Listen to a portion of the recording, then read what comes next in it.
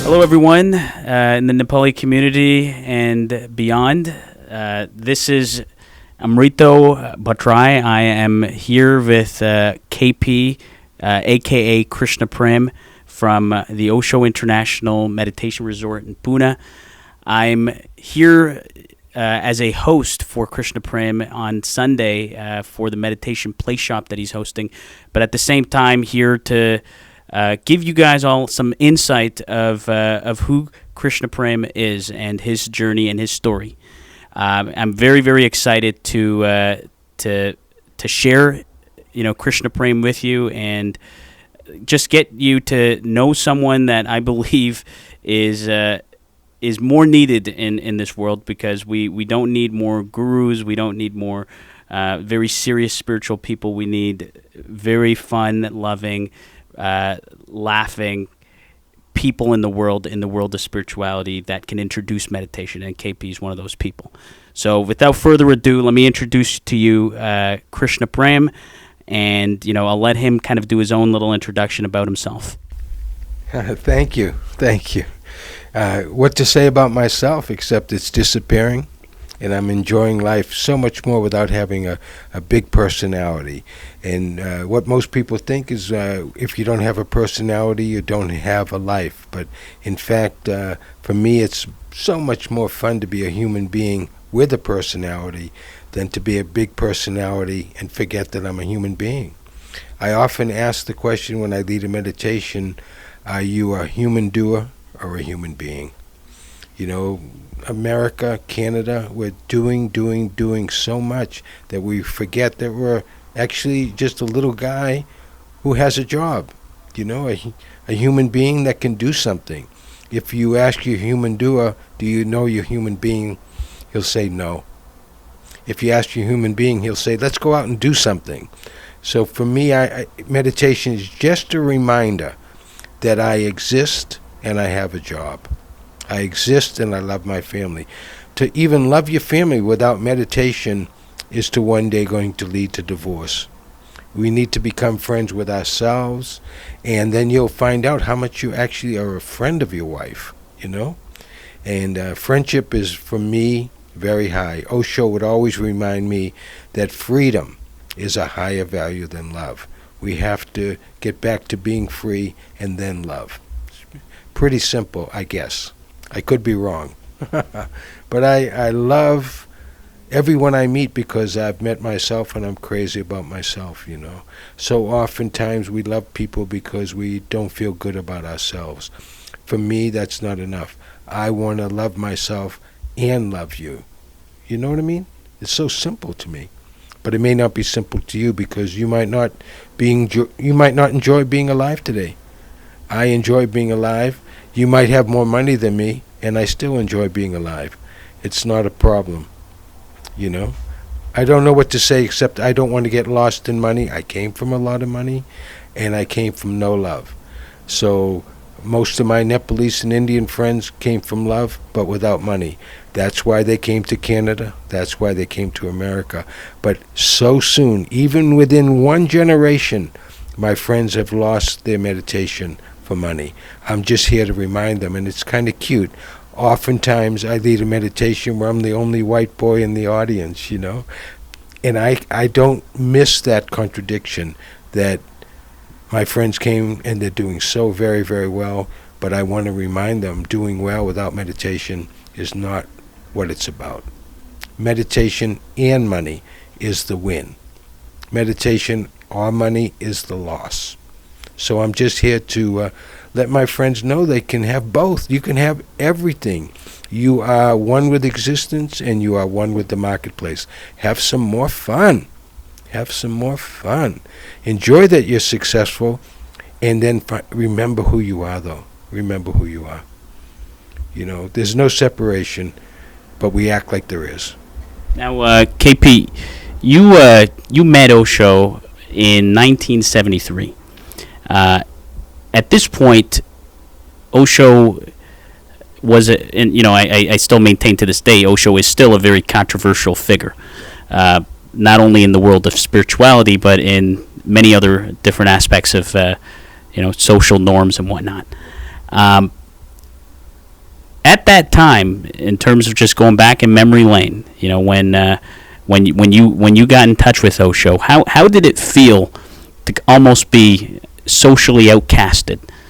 Because it was so public. You had to wear the orange. You had to kind of roam around in society with the bullseye on your back, saying you're one of Rajneesh's guys, who was very, very controversial at that point. Well, two things. When I met Osho, he was in a rented Chevrolet. He was in one room, unfinished.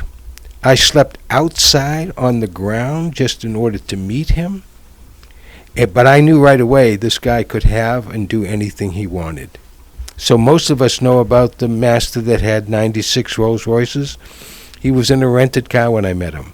And conversely, when I returned to America after 4 years of being in Europe and being with Osho, and my mother opened the door, and I had hair like Bob Dylan, I had a beard like a master, I had glowing eyes, I was in orange pajamas, I had a muller around my neck with a picture of Osho, I didn't even have shoes on, and she looked at me up and down, and she said, I always knew this was going to happen to you. So you can't fool your mother. She knows that you're in love with meditation. She knows that you're in love with money, and she's hoping that money's more important because she wants you to be happy. I say be happy because you meditate. And so both Osho knew I was crazy, my mother knew I was crazy, and out of this madness came a very sane guy with a sense of humor. So I'm in love with both Osho and my mother, even though they both left their bodies by now. But I'm always reminded that I'm having a good time, I'm a bit crazy, and to still be in the world. And I'm doing very well in the world because I include you in my love, And love wins. Love wins. Freedom wins. Money is tied for second, So for me, abundance comes not from money, but from love. I don't even know how to say it. Would you consider yourself a spiritual person? And what is the relationship between your relationship with Osho, the Osho Meditation Resort, and the word religion? Is there any connection between that? And I know it's a loaded question, but I'll let you kind of go with it. Wow, for me, the word spiritual, the word religion, they fall into the ground. They're no longer real for me. What is real is being me. What is real is when I'm not me. If I meet a very good-looking girl and I flirt and I feel insecure, I watch that, and then it becomes real, and then I apologize for being unreal, So for me, religion is simply being me, Spirituality is, I don't even know what that word means anymore. It's almost like a dream. Once you become yourself, you don't need to be religious. In the East, we always say truth, beauty, good. Once you know who you are, you're in love, and you can't do the wrong thing. That doesn't mean someone else will approve, but you'll know it's worth taking the risk. It's worth taking the risk to remember what the Buddha talked about: truth, beauty, good. And Osho would say, Buddha's last words were samasati. You need to get back being humble, whatever that is, enjoying your life, whatever that is, and that's to me religion. I try not to hurt anybody, but I'm also need to be myself.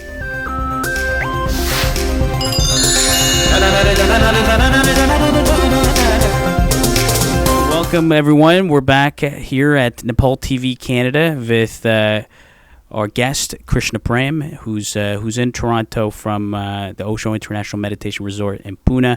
And he's just finishing off his tour that he's doing in North America. He's just been to different cities. He came back from, I believe, Washington D.C. last. You were in Atlanta, and I think after this you're heading back to San Diego. So Krishna Prem, he's here doing his very unique, world-renowned Meditation Playshop. So we're just going to continue on. The interview just getting to know Krishna Prem a little bit better, and just getting to know more about this this meditation play shop that he leads. So, KP, how did the concept of meditation play shop begin? A lot of people think meditation workshop, right? Now you've coined the phrase play shop, and that's kind of, it seems kind of unique. So can you tell us a little bit more about that? Well, so often when we meditate, when we pray, we're serious, and so I wanted to add joy to the equation, and we were speaking before, and Osho said to me, yes, Buddha said, be a light unto yourself, but I also feel, Krishna Prem, please be a joke unto yourself. Please don't take yourself seriously, And so I'm leading a play shop that's joyous. People get upset. If you say religion and laughter in the same sentence, they almost get upset, because they're so used to taking life seriously. So I try to add dancing and shaking and laughing and madness to my work so that you can be sane again. I remember Osho was, if you didn't show a touch of madness, he would never say, I love you, Once you showed him that your personality is breaking down, that for me is madness, when you start to believe in yourself instead of your personality. And once you started to show some cracks, Osho could get in and say, that's where the light is. And so madness is a great technique to say, why are you taking yourself seriously? Why aren't you enjoying today? Like even people watching today are thinking, maybe there is a future. And for me, there is no future if you live in the present. And the only way you can live here now is to let your past be a teacher, but not your master. We've all learned from our past, but you need to let go and trust that you're courageous right now, that you can take a risk right now. And I'm not talking about big risks, I'm talking about saying to your partner, I love you, saying to your daughter, I'm proud of you. Tiny, tiny risks, not the big risks of Formula One driving and you've only been on a bicycle in Nepal, little tiny risks, I love you. It scares people to love, So I'm here to remind people that love and meditation are more important than anything, and not to go broke to find that out. Meditation and the marketplace is the win. So, KP, you bring up an interesting point. These days I find there is a big marketplace for meditation. I'm not talking about meditation in the marketplace, but there's a huge marketplace meditation, where, it's almost become a product, right? And I'm kind of surprised, because I think if you would position yourself as a guru, maybe added a couple of, syllables behind your name and told everyone you were enlightened or you have some type of a spiritual power, you might get a lot more people coming to these play shops.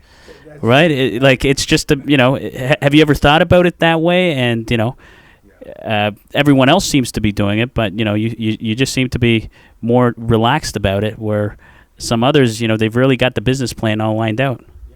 Well, I could fake it, but Osho was a tremendous teacher. He just wasn't into faking it, And, wow, that's a great question, but I would rather teach meditation to friends than being a master. And what Osho said in the end, by the way, please forgive me.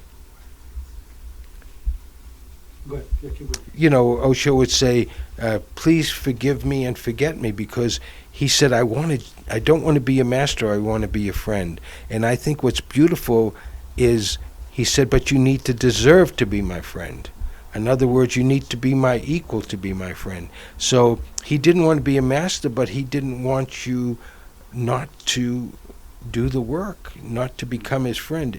Friendship requires a lot of work. I love the expression that came from our Buddha and from Osho, effortless effort.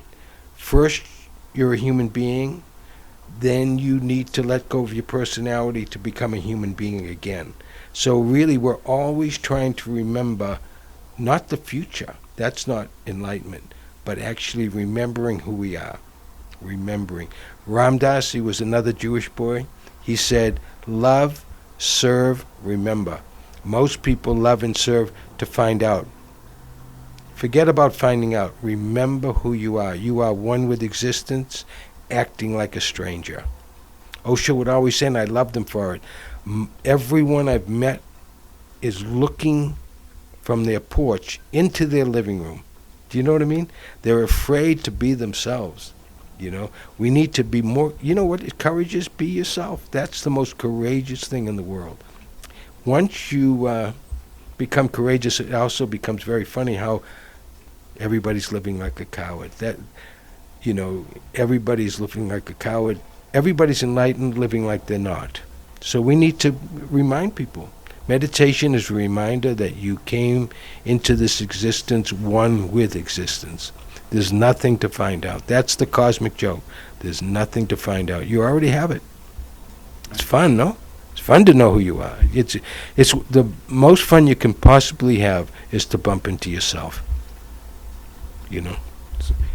And you know, you I think you illustrate a significant point there, which I find often, you know, within our Eastern communities, you know, in Nepal, in India, I'm sure other places in Southeast or South Asia, is, you know, when it comes to meditation teachers or anyone that, you know, wears the robe of spirituality, there's a lot of respect that's given. There's a lot of trust that's put out there, unquestionable trust and respect. And, you know, do you feel sometimes as you do these in the Eastern community, you know, in the United States, that there's a level of responsibility that you feel because of, you know, the way that they treat the meditation teachers as they come here? Oh my gosh! And you know, my gosh, in that, for sure, people look up to meditation teachers, but really, I would prefer people look down on me. I would prefer they felt so good about themselves that they felt bad for me. That would be a win for me. The only thing I can say is that many, many, many meditation teachers are unenlightened. And for me, I'm so glad they're still out there, you know. And because many people love them, and in loving them, they might bump into loving themselves, you know. But I don't put down meditation teachers but I will say that being in love with Osho, it's almost like being in love with a woman. She becomes beautiful and everybody else is ordinary. So sometimes I have to watch out that I don't put people down because they're not as bright as Osho, is not as good looking as Osho. But in fact, I get a kick out of people that do satsangs, for example. It's a magical word and it does work. But I'm so glad people still go. I mean, that's a cosmic joke to me, that many teachers are unenlightened and many of their disciples are enlightened. It just makes life fun. Just makes life fun. I always look to the disciple, not to the master. You know. You've got a book called Guru, Guru, right? Where you've put in the book the meanings for each one of those words. Guru, and Guru is obviously a loaded word. Do you want to speak to us a little bit about your book and what you've written? Maybe show everyone your book as well. Now here's, by the way, the word G is only understood in America and in Canada. Everywhere else in the world, the book is called The Cosmic Joke, which is cute. Mm-hmm. So you can see from the cover that as soon as I met Osho, I grew my beard. You know, my hair, but unfortunately, instead of looking like Osho, I look more like Bob Dylan. Do you know? And then people would ask me questions, you know, who is God? What is love? I had no idea. And in my silence, they thought I knew the answer. And then one day I was meeting with a friend, and she said, it looked like your beard is separating us. It was growing out. It was like a wall. And I went home and I shaved. And when I shaved and I went outside, a young Indian friend said, do you know where the train station is? And I was so happy to finally know an answer that I actually picked up his bags and walked him to the train station, you know. So the beard looked like I was enlightened, but I was just a fool. And when I shaved, I could actually share a little bit of what I did know. Do you know what I mean? Without sharing everything, because I had no idea what everything is. Yes, today I have to remind myself that I actually am enlightened, but I know that you are too. But so that keeps me from being a teacher. If we're both enlightened, there's nothing I need to teach. But really, enlightenment is so simple. Just be yourself. Be yourself. When you're yourself, you know who your wife is, you know who your children are, and you know how to give space instead of a prison. You know, most people only offer me a gold cage to live in. I don't want to live in a gold cage. I'd rather be free. Osho would always say, if you leave your body with 5 good friends, you had a great life. You know, 5 people that you gave space to and also let you have the space to make mistakes. Osho was very quick to remind us, though, please only make the same mistake once. If you don't learn from your mistakes, then for me it's a crime. That's the only crime there is, that you didn't learn from a mistake. The other crime is not to make a mistake. Some people don't make mistakes because they want to appear perfect. You know, you have to learn from your mistakes, but be quick about it. Awareness is a sword. You know, to remind you that mistake you made, you learned. You made a mistake, you learned. Finally, you've made every mistake possible, and there's nothing else to learn. That's enlightenment. But I don't think enlightenment is a big deal, honest. If I could, I don't use the word because people misinterpret it, but I feel great. What's better than that? You know, I have a sense of humor. What's better than that? I love everyone I meet. What's better than that? Am I enlightened? It changes the game. I don't want the game to be higher and lower. For me, it's friendship. We're all in the same game. Same game. Then it becomes so much fun. So much fun. If people are unconscious, I just walk on by. If people are willing to make the same mistake once, I'll hold their hand while they do it. There you have it, folks. We got a little taste of Krishna Prem. I'm extremely happy that we had this opportunity to really pick KP's brains a little bit in terms of his experiences, and also share some of his insights in regards to meditation.